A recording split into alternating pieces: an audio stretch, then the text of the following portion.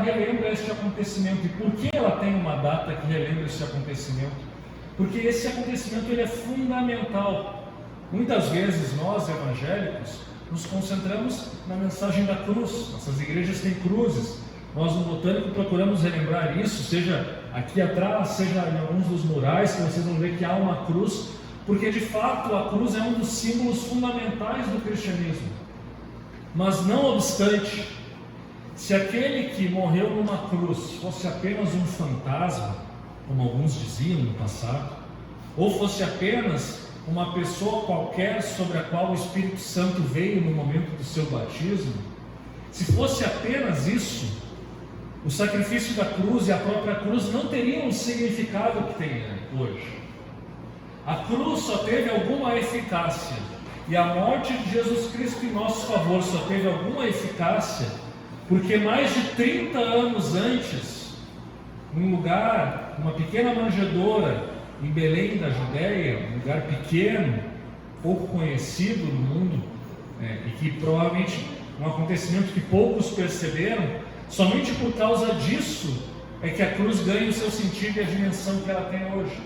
Por quê? Porque naquele dia o próprio Deus assumiu a forma humana na pessoa de seu Filho Jesus, se tornou, portanto, Filho de Deus, se tornou Filho do homem. E porque ele assumiu a condição humana, é que tudo o que ele faz ganha um sentido, um significado profundo. E nós meditaremos sobre isso nessa manhã. Eu quero meditar, portanto, sobre alguns pontos importantes dessa história. Não vou recontá-la, vocês já conhecem, e nós lemos aqui a história. Mas quero meditar com a igreja alguns pontos que aquecem e alegram o nosso coração e que nos fazem, portanto, olhar para o Natal como uma festa definitivamente cristã. O Natal não é simplesmente uma festa secular, onde as pessoas se reúnem em família, tiram fotos em família e ficam mandando Feliz Natal com fotos da família. O sentido do Natal não é esse, ele é muito mais amplo do que isso. É claro que a união das famílias no Natal é algo bom, justamente porque estamos celebrando algo. Mas falaremos um pouco mais sobre a celebração. E o primeiro ponto que eu gostaria de ressaltar nesse texto que nós lemos, algo que eu já ressaltei quando preguei aqui na série do Advento, quando eu falei de João Batista. Lucas mais uma vez situa o nascimento de Jesus Cristo dentro da história humana. Naqueles dias, ou seja, nos dias que ele narra aqui a pregação, o nascimento de João Batista, a concepção de João Batista, naqueles dias foi publicado um decreto de César Augusto. César Augusto era o imperador de Roma, o rei do mundo, podemos dizer assim. O mundo civilizado estava debaixo do governo de César Augusto. E ele convoca a população para recensear-se. O objetivo era arrecadar mais dinheiro com tributos sobre os povos que estavam debaixo da dominação romana. E este recenseamento foi feito quando Quirino era governador da Síria. Mais uma vez ele situa, ainda que aqui haja algumas dificuldades cronológicas que os historiadores dizem, de qualquer forma Lucas procura situar isso em um determinado período. Tibério reinando em Roma, Quirino governando na região da Síria. A região da Síria era uma região mais ampla que abrangia inclusive a parte da Judéia, onde Herodes era o rei. E mais ou menos então naqueles dias, houve um recenseamento e a família, os pais de Jesus, José e Maria, têm que se deslocar de Nazaré, uma região da Galileia, onde eles moravam, a Galileia dos gentios. A Galileia, aquela região que vivia em trevas, aquela região que era a primeira a ser invadida toda vez que vinha algum império estrangeiro tomar conta tentar dominar a região. Daquela região eles vieram para Belém. Belém, que era um povoado, como nós falamos também na semana passada, um povoado pequeno, de onde Davi, o maior rei do povo de Israel, nasceu. A origem dele era lá, e haviam profecias de que em Belém nasceria, portanto, um rei que governaria com paz, uma paz sem fim, um reino cuja paz nunca teria fim, portanto. E naqueles dias, portanto, a providência divina faz com que José e Maria, lá de Nazaré na Galileia, façam uma viagem longa para os padrões da época. Para os nossos padrões seria uma viagem curta, mas naquela época fazem uma viagem longa que leva vários dias e se deslocam até a região montanhosa da Judéia, onde está Belém, e lá, portanto, eles vão. Portanto, é no momento da história. Mais uma vez, não nos esqueçamos disso, estamos falando de fatos históricos, não estamos falando de mitos, não estamos falando daquelas histórias dos gregos e romanos que por meio dos seus mitos nos falam sobre a condição humana e sobre as angústias humanas, as ansiedades humanas, os males humanos. Não é nada disso, é uma história real. Lucas está situando estes fatos, esses acontecimentos em determinada época da história. Houve um momento, portanto, em que um casal chamado José e Maria se desloca de Nazaré até Belém da Judéia, e eles vão lá e procuram, portanto, e veja esse casal aqui, ele diz Lucas, né? Eles eram da casa e família de Davi, eles eram descendentes de Davi, e eles vão para lá, portanto, procuram um lugar, né? E ao chegar lá se completam os dias e Maria vem a dar à luz, né? Eles provavelmente então não encontram um lugar para se hospedar, um local digno, né? E nós conhecemos toda essa história, nós vemos nos filmes, nos desenhos, eles procurando lugar na hospedaria e não encontram, e eles acabam então indo para um estábulo. É um lugar onde se criam e dormem os animais, e ali ela dá a luz e ela enfaixa ele e o deita numa manjedoura, porque não havia lugar na hospedaria. A manjedoura, portanto, um lugar humilde, eu diria mais, um lugar nem um pouco higiênico, né? Imaginem vocês hoje, com todos os cuidados que nós temos nos hospitais, né?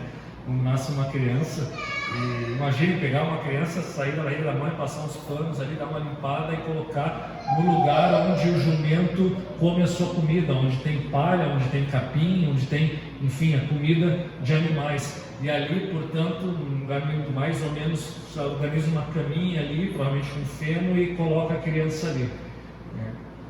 Assim, de fato, Jesus nasceu numa situação mais humilde que possamos imaginar. E aí, novamente, um detalhe que não nos passa batido, ou seja, Deus escolhe novamente as coisas que não são para mostrar aquilo que Ele é. Ele escolhe as coisas humildes, Ele não escolhe os palácios de Jerusalém, Ele não escolhe os palácios da nobreza, nem a família mais nobre de Belém, para que nasça Jesus. Ele vai no lugar mais inusitado e mais inesperado possível, e ali nasce aquele que vem a ser o Salvador da humanidade. Novamente, parece que de alguma maneira o nascimento de Jesus já prenuncia o que vai ser a sua vida, e mais ainda, prenuncia a cruz. Porque na cruz Deus salva a humanidade, mas a humanidade não esperava ser salva por meio de uma morte na cruz. Ninguém jamais, nunca esperou. Isso nunca, de maneira alguma, subiu ao coração do ser humano. Ninguém, absolutamente ninguém esperava por isso, nem mesmo os discípulos de Jesus que conviviam com Ele. E da mesma forma, o nascimento, havia profecias de que ele nasceria em Belém, mas não numa manjedoura em Belém. Nós vemos que aqui Lucas está retomando, Deus, por meio desse acontecimento, da sua providência, está retomando uma verdade bíblica, teológica, que perpassa todas as Escrituras, que Deus muitas vezes chama aqueles que não são nada na sociedade para cumprir os seus propósitos. Ele escolhe num mundo em que a mulher dar à luz a muitos filhos era sinal de prosperidade e fartura, ele escolhe a estéril, como aconteceu com Abraão, como aconteceu com Isaac, como aconteceu com Ana, mãe de Samuel. Num mundo em que muitas vezes o pobre, a viúva, o órfão é excluído, ele na sua lei ordena para que o povo cuide dessas pessoas. No mundo em que os reis tinham o poder, muitas vezes Deus chama homens de Deus e profetas das classes mais baixas para proclamarem a palavra de Deus, para anunciar a sua verdade. No mundo em que a primogenitura vale tudo, e quem não é primogênito não tem nada e não herda nada, ele escolhe aquele que não é o primogênito, como no caso de Davi, o maior rei de Israel. Assim como o filho de Davi, o mais próspero rei de Israel, Salomão, também não era primogênito. Inclusive ele escolhe o filho daquela que não era para ser, moralmente falando, a melhor esposa de Davi. Fruto de um adultério, o casamento de Davi com a mãe de Salomão. Mas em meio a tudo isso, portanto, Deus vai escolhendo aqueles que não têm voz na sociedade para consumar a sua vontade, para se manifestar, para trazer salvação para o seu povo. O nascimento de Jesus antecipa essa verdade que nós vamos ver durante todo o ministério terreno de Jesus. Tudo aquilo que ele faz, as pessoas com quem ele convive. Mas a narrativa continua. Ela vai dizer que haviam pastores naquela região. E mais uma vez, o que são os pastores? Uma vez eu preguei sobre isso aqui no culto de Natal. Os pastores não eram pessoas bem vistas na sociedade, nas sociedades antigas. Hoje a gente olha como algo bonitinho, né? Ah, o pastor, as ovelhinhas, que bonitinho. Mas não era nada bonitinho no mundo antigo. Os pastores conviviam com animais que tinham um cheiro ruim. Os pastores normalmente estavam com o cheiro dos animais, normalmente não estavam limpos. Normalmente não estavam em condições cerimoniais e religiosas também de se apresentarem no templo para cultuar a Deus. Os pastores, muitas vezes, os registros históricos indicam, eram considerados como pessoas trapaceiras no mundo antigo. Não eram pessoas com uma posição social, com uma respeitabilidade social grande. Não obstante isso, são os pastores que testemunham o nascimento de Jesus, as testemunhas, além dos próprios pais, José e Maria, e mais, depois de um tempo, os reis magos. Mas as primeiras testemunhas que tem além dos próprios pais são pastores. Deus escolhe esses pastores para que vejam com seus próprios olhos aquele que nasceu. E antes disso, há uma teofania, uma manifestação, ou seja, os anjos aparecem. Verso 9: o anjo do Senhor desceu onde eles estavam, e a glória do Senhor brilhou ao redor deles, e ficaram tomados de grande temor. Eles viram nada mais, nada menos do que a glória de Deus, uma teofania, como nós dizemos. Pensem no privilégio. Nenhum de vocês teve uma visão dessas. Os pastores, os humildes e pobres pastores de Belém, tiveram uma visão divina. Eles viram os anjos, eles viram a glória de Deus e depois viram o próprio Filho de Deus, recém-nascido, encarnado. Eles foram escolhidos, eles tiveram esse privilégio. E é interessante que ao ver a glória de Deus, a reação deles é a reação do ser humano pecador. Eles foram tomados de grande temor. Por que o temor? Porque eles reconhecem que não são dignos disso. Eles sabem que são pecadores e ninguém pode estar na presença de Deus sem ser consumido pela glória da sua santidade. Deus é fogo consumidor, a santidade de Deus é fogo consumidor. Por isso eles temem. Mas os anjos aparecem e dizem: não temais. Ou seja, o tempo de temer a presença de Deus, o tempo de temer a glória de Deus, o tempo de temer a proximidade de Deus está acabando. Agora está chegando um momento em que nós não precisaremos mais temer a presença de Deus. Os anjos dizem: não temais, porque vos trago novas, a boa nova, evangelion. O Evangelho significa boas novas. Eu vos trago novas de grande alegria. Ou seja, ao invés de medo, vocês devem ter alegria. Ao invés de fugir da presença de Deus, agora vocês vão poder se alegrar na presença dEle. E o farão conhecendo aquele que vos nasceu. E veja, hoje vos nasceu. Não é simplesmente nasceu. Nasceu na cidade de Davi, aquele que venceu o Salvador. Não, ele nasceu para vocês. É o Deus, a expressão latina é Deus pro nobis. Deus em nosso favor. Ele vos nasceu, ele nasceu para os pastores, ele nasceu para nós que estamos aqui, foi para nós que ele nasceu. Há 2000 anos, mais ou menos 2025 anos atrás. Vos nasceu o Salvador, que é Cristo o Senhor. Uma pequena frase, Lucas condensa toda a teologia a respeito daquele que havia nascido. Vos nasceu, quer dizer, ele nasceu para nós.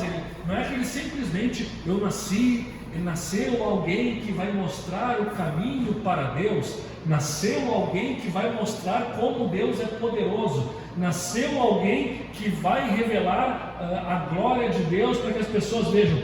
Mas nasceu alguém que vai fazer tudo isso para vocês, para que vocês possam ter acesso a Deus. essa pessoa que vos nasceu na cidade de Davi, ou seja, em Belém, o lugar onde Davi nasceu, ele é Salvador, uma expressão que não é tão comum nos evangelhos, mas Lucas deixa bem claro aqui no início, Salvador, grego soter, Salvador. Muitas vezes no mundo antigo, o imperador romano se proclamava como soter, como Salvador. Augusto, não nosso, mas Augusto dos tempos antigos se proclamava como Salvador. Eu, por meio do império e da civilização romana, salvei os povos da barbárie e agora eles podem viver em paz, debaixo da Pax Romana. Vejam, Roma anunciava paz, salvação e prosperidade por meio do poder político de Augusto, César Augusto.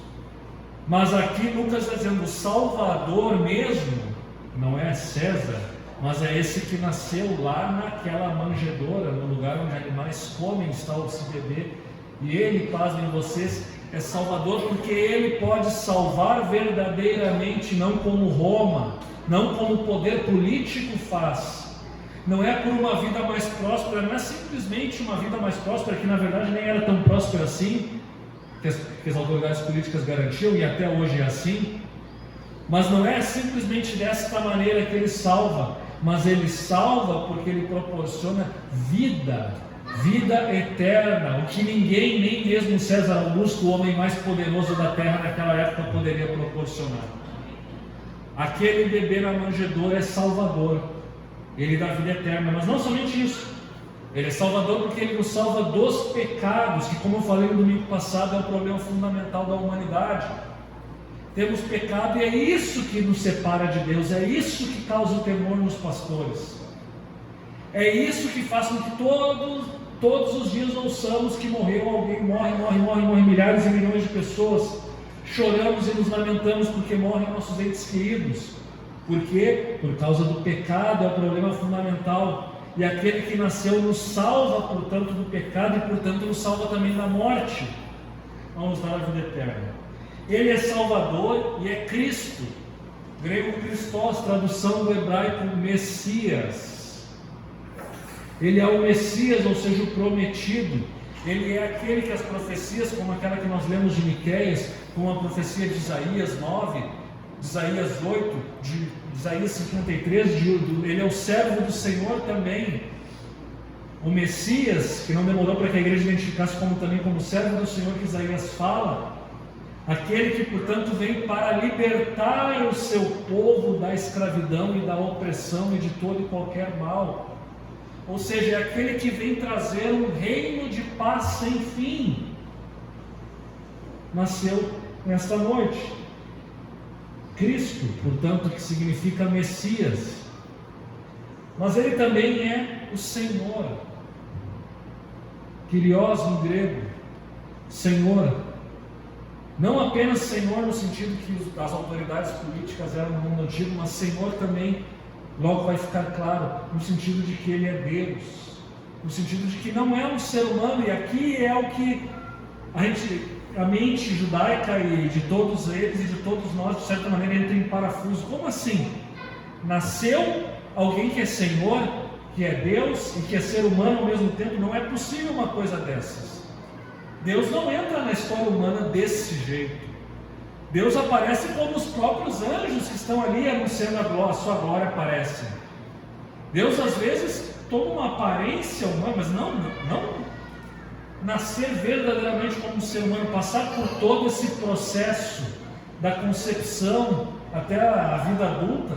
Não, isso não era algo absolutamente imaginável, mas é exatamente isso que aconteceu. Nasceu aquele que é Senhor, aquele que tem todo o poder e toda a autoridade, aquele que em última instância é o próprio Deus. E ele diz, e os anjos dizem: o sinal é que vocês encontrarão uma criança envolta em faixas, deitada numa manjedoura. E é interessante só lembrar também um detalhe da manjedoura. Não demorou para que, ao decorrer da história, a igreja começasse a representar o nascimento no meio do presépio, né? Que as árvores de Natal em geral tem, até mesmo alguns shopping centers, né? Botam o Papai Noel, mas também botam um presépio muitas vezes, né? E o que geralmente tem no presépio, né? Que eles chamam, né, a Sagrada Família, né? José, Maria, Jesus, os pastores, os magos, 3 como presentes, ovelhas e alguns outros animais. Às vezes colocam ali um jumento e uma vaca, né, um boi. E por que eles colocam isso? Não é exatamente uma profecia, mas nós encontramos lá no capítulo 1 de Isaías, um texto quando o profeta fala do pecado de Israel, ele diz o seguinte: o boi conhece o seu possuidor e o jumento o dono da sua manjedoura, mas Israel não tem conhecimento e o meu povo não entende. Não demorou para a igreja encontrar uma espécie de significado simbólico ou tipológico para esse versículo. O povo de Israel não reconheceu que naquele lugar estava nascendo o Salvador, mas os animais estavam ali. E quando tu coloca a vaca, o jumento, veja, o jumento teve que abrir mão do seu alimento temporariamente para que o Filho de Deus, o Criador de todas as coisas e Criador do próprio jumento, repousasse ali, na sua vulnerabilidade, na sua condição humana vulnerável. Os animais, portanto, ao serem representados ali, representam o fato de que toda a ordem criada, de alguma maneira, estava presente no nascimento de Jesus, estava presenciando algo inédito, extraordinário, que é o fato de que aquele que criou todas as coisas entrou na história como uma criatura, assumiu o papel de uma criatura, mesmo sendo ele o Criador de todas as coisas. E portanto toda a criação reconhece o seu senhorio, mesmo ele sendo um bebê que ainda não exerce todas as faculdades que um ser humano adulto exerce, mas ele está ali, ele é o Criador de todas as coisas, e toda a natureza, portanto, se une aos pastores e à família para reconhecer esse domínio soberano de Deus, este milagre, o maior milagre de todos, Deus assumindo a condição humana, como um verdadeiro ser humano. O nascimento de Jesus, para não tirar nenhuma dúvida, nos mostra que Deus de fato assumiu a condição de um ser humano. Ele não apenas foi parecido com um ser humano, ele não apenas temporariamente ficou assim com uma aparência, como ele apareceu lá para Abraão, por exemplo, quando destruiu Sodoma e Gomorra. Não, ele agora de fato nasceu como um ser humano. Tudo que nós temos, tudo, pensa em tudo, nossos sentimentos, nossos anseios, com exceção do pecado, ele assume toda a condição e toda a natureza. E assim como dizia um pai da igreja, ao assumir a condição humana, ele pode redimir o ser humano.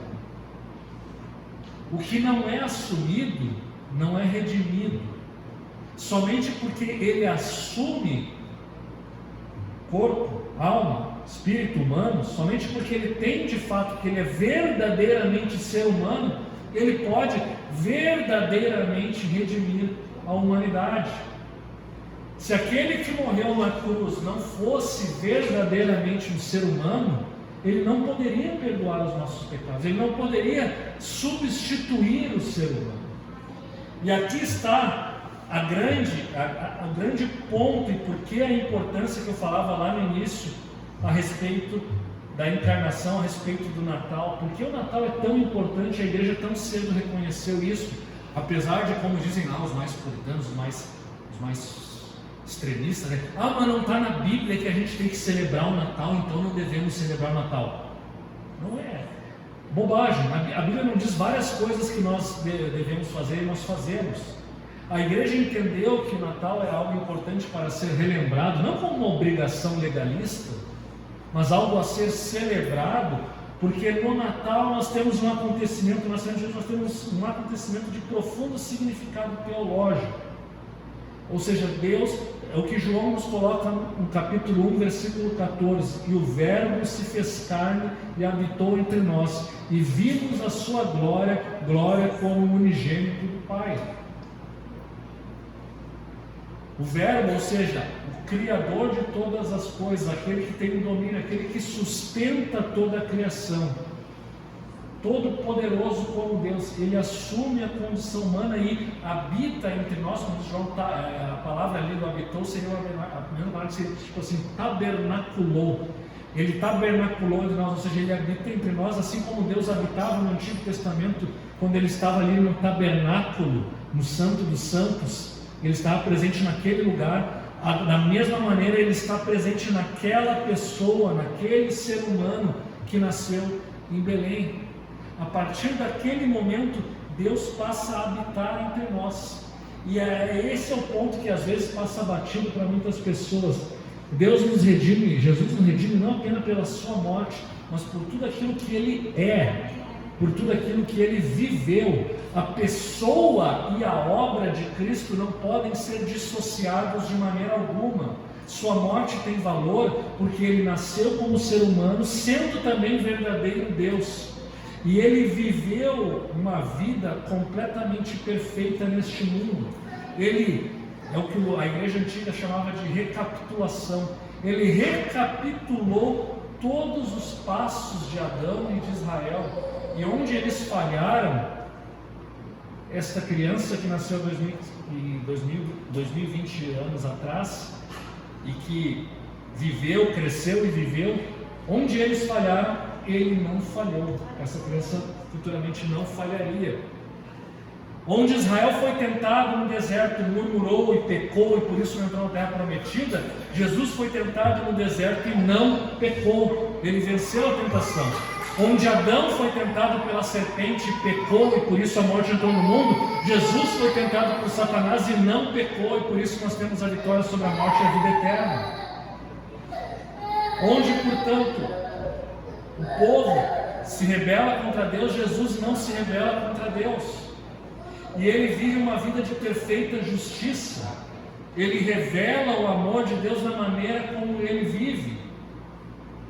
Ele não apenas vive a lei de Deus de uma maneira legalista, mas Ele transmite o amor de Deus em tudo aquilo que Ele faz.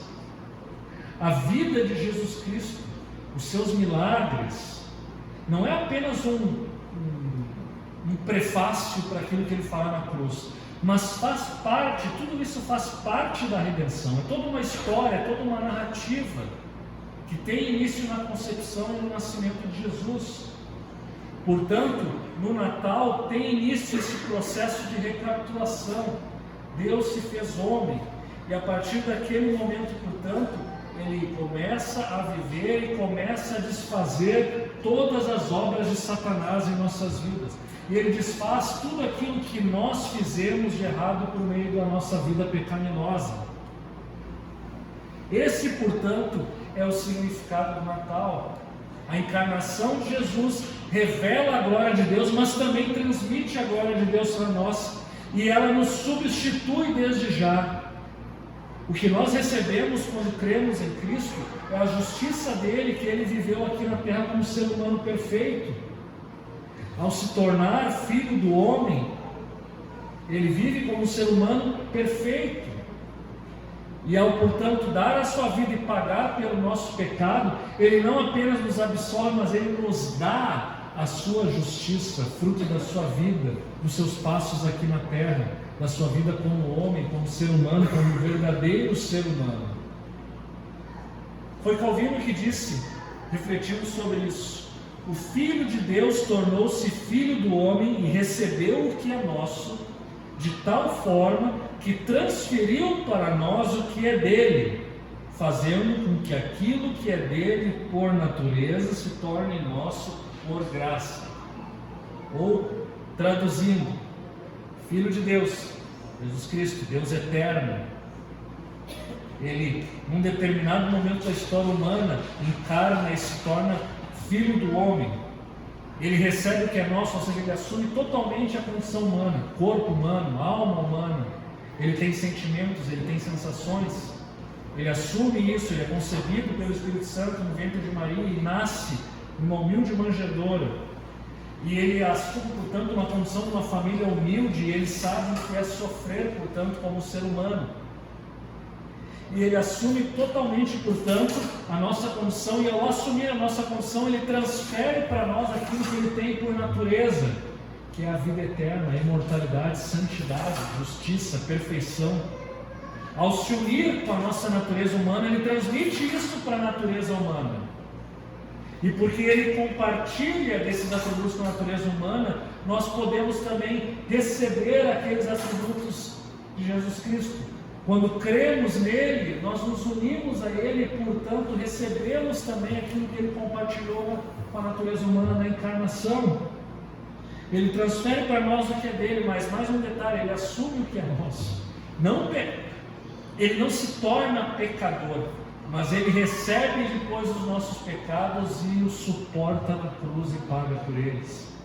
E é assim, portanto, que temos a grande redenção, que é consumada, é iniciada no nascimento, mas é consumada na cruz. Início, meio e fim. Nascimento, vida, morte e ressurreição de Jesus Cristo. É assim, portanto, que a narrativa cristã é contada na Escritura. É esse, portanto, o conhecimento que nós temos, e é esse, portanto, o motivo pelo qual nos alegramos no Natal. Deus assume a nossa condição, humildemente, para que nós possamos ter comunhão com Ele, possamos ter vida eterna com Ele. E Ele, portanto, os anjos promulgam paz na terra entre os homens a quem Ele quer bem. Maria guarda essas palavras. Todos se admiram daquilo que os pastores falam depois, a respeito de como os anjos apareceram para eles e falaram essas palavras. E essa paz, portanto, é anunciada desde já. A melhor tradução aqui do paz na terra aos homens a quem Ele quer bem, na verdade seria paz na terra, não paz na terra entre os homens, mas paz na terra aos homens que Ele quer bem. Ou seja, aquelas pessoas que fazem parte do seu povo, a todos aqueles que creem em Jesus Cristo, a paz na terra. E porque há paz na terra para todos aqueles que seguem Jesus Cristo, pode haver mais paz no mundo também. E quanto mais pessoas crerem em Jesus, quanto mais pessoas receberem a sua paz, mais o nosso mundo será impactado pela paz de Deus e, portanto, mais o nosso mundo será um lugar melhor. E é por isso que é certo dizer que é tempo de Natal, é tempo de paz. Por isso que é certo dizer que de alguma maneira o mundo tem mais paz por causa do nascimento de Jesus. Por quê? Porque aqueles que recebem a Jesus transmitem a paz de Deus ao mundo. Não porque o mundo recebe uma paz genérica, ou pelo esforço das pessoas eles terão uma paz genérica e um mundo melhor, mas porque aqueles que estão em Cristo têm a paz de Deus e transmitem essa paz ao mundo. O mundo, portanto, terá mais paz e será um lugar melhor quando nós cristãos, quando houver mais cristãos e quando nós cristãos transmitimos essa paz e promovemos a reconciliação das pessoas com Deus e das pessoas umas com as outras. Esse é o nosso chamado, como foi pregado na semana passada. E eu quero concluir essa mensagem com a aplicação. Vejam bem, se é tudo isso, são essas verdades gloriosas de Deus assumindo a nossa condição, para que nós assumamos a condição divina, entre aspas, não que sejamos iguais a Deus, mas sim que teremos uma natureza divinizada por Jesus Cristo, que nos dá a vida eterna, sendo evidentemente não Deus, mas compartilhando dessa natureza de Cristo que nos dá a vida eterna. O que devemos fazer, ou como isso se aplica à nossa vida? A aplicação ela está em outro texto que normalmente é lido na época de Natal, que é a carta de Paulo a Tito, no capítulo 2,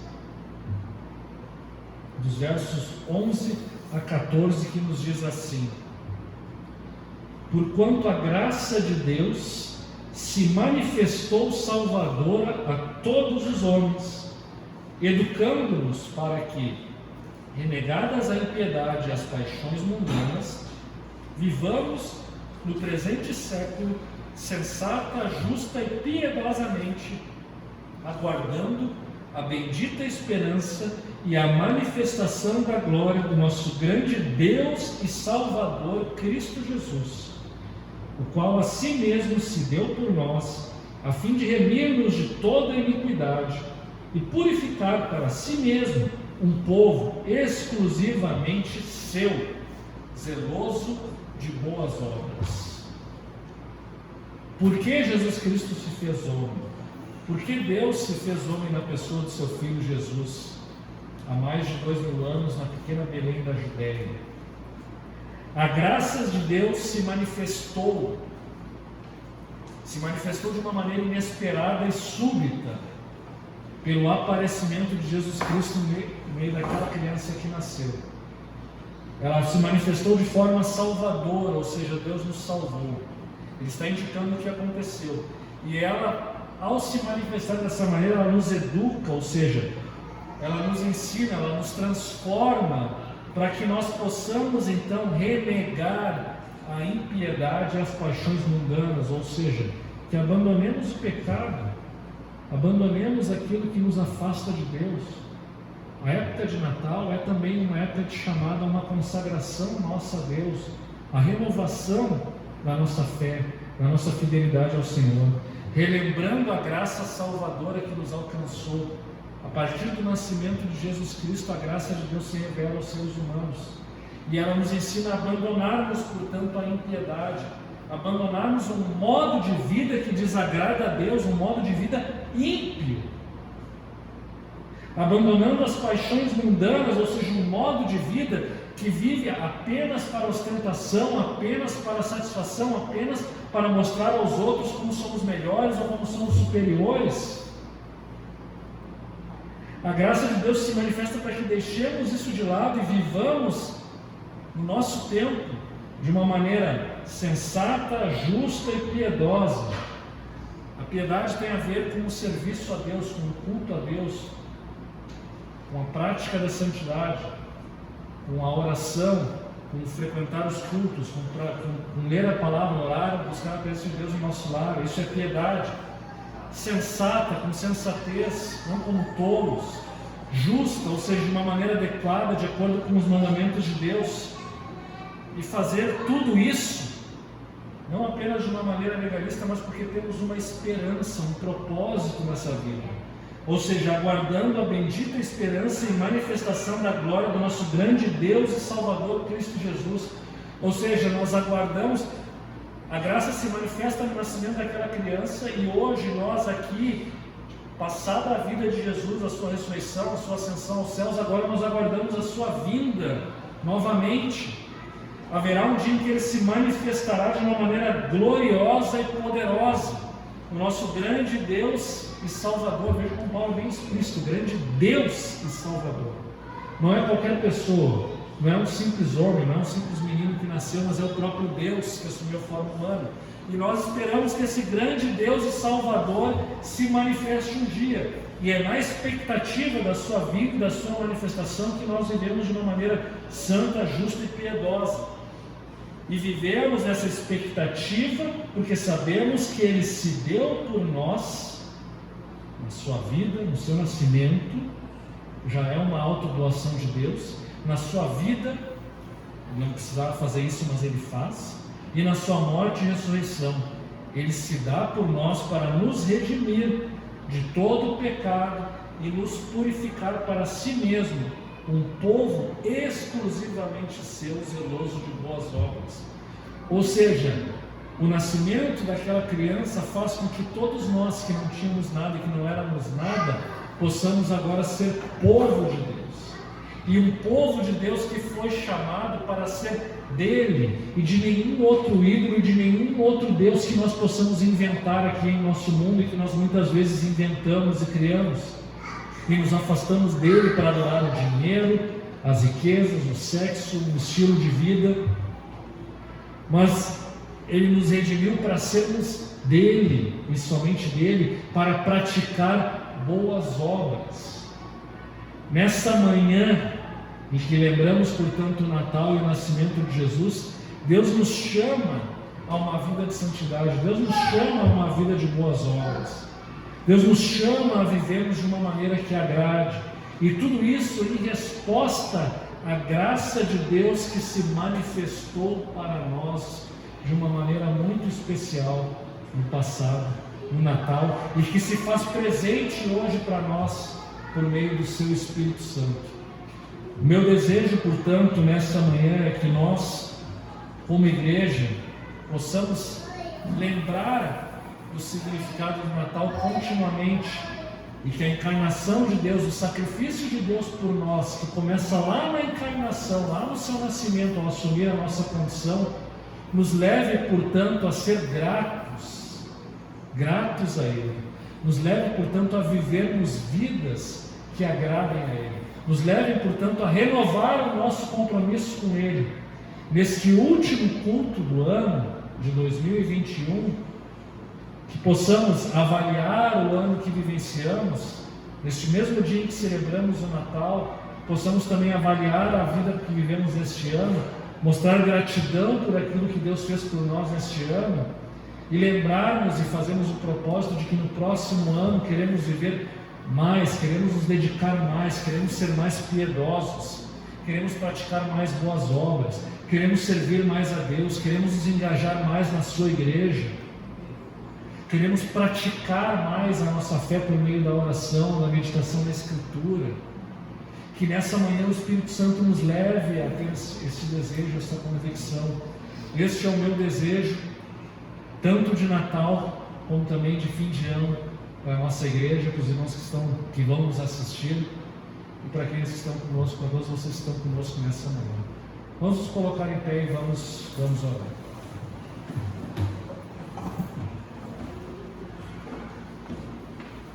Deus eterno, de amor e de misericórdia, nesta manhã de Natal, nesta manhã que relembramos, portanto, a encarnação do Teu Filho Jesus Cristo, nesta manhã, Senhor, lembramos também que a Tua graça se manifestou para nos redimir e para nos formar como um povo Teu, um povo que vive, portanto, para Ti, que tem suas vidas consagradas e dedicadas a Ti. Um povo, portanto, que é piedoso e zeloso por praticar boas obras. Nós sabemos, Senhor, que ao longo desse ano podemos ter falhado muitas vezes, em muitos momentos, na nossa piedade, na nossa vida de santidade, na prática das boas obras. Seja individualmente, seja como igreja, nós sabemos, Senhor, que podemos ser mais gratos, podemos refletir mais a Tua graça manifestada por meio do nascimento do Teu Filho Jesus Cristo. Podemos refletir mais o Teu amor manifestado na vida e na morte e ressurreição de Teu Filho Jesus Cristo. E nós queremos fazer isso nessa manhã. Nós queremos, Senhor, renovar nosso compromisso de Te seguir, de Te servir nessa manhã. Por isso, Pai, tem misericórdia de nós, que o Teu Espírito Santo, nessa manhã, fortaleça os nossos corações, renove a nossa fé, redobre o nosso ânimo, o nosso desejo de Te servir, nosso desejo de estar na Tua casa Te cultuando todos os domingos, nosso desejo de Te cultuar no nosso lar, com a oração, com a meditação da Escritura, com nossas famílias, nosso desejo de viver vidas que reflitam a Tua glória, que manifestem a Tua glória ao mundo que ainda não Te conhece, um desejo de ser luz para o mundo que está em trevas, não no nosso poder, não na nossa força, mas no poder e na graça do Teu Filho Jesus Cristo, no poder do Teu Espírito Santo, Senhor. Faz isso em nossas vidas, que o ano que se avizinha, Senhor, o ano que está por chegar, possa ser de fato um ano que possamos estar mais envolvidos contigo, mais intensos na nossa vida, Senhor. Somos gratos por tudo o que Tu fizeste nesse ano de 2021, mas desejamos que em 2022 seja um ano de mais e mais crescimento, que em 2022 possamos ser mais e mais semelhantes ao Teu Filho Jesus Cristo e assim nos alegrarmos mais e mais na Tua presença. Enche nosso coração de alegria nessa manhã, Senhor. Sim, enche. E que possamos viver semana, Senhor, viver nesse período de Natal, a alegria que temos em Te conhecer verdadeiramente. Teu Espírito Santo nos encha disso e da Tua verdadeira paz. Assim oramos em nome de Teu Filho Jesus. Amém. Muito bem, irmãos, vamos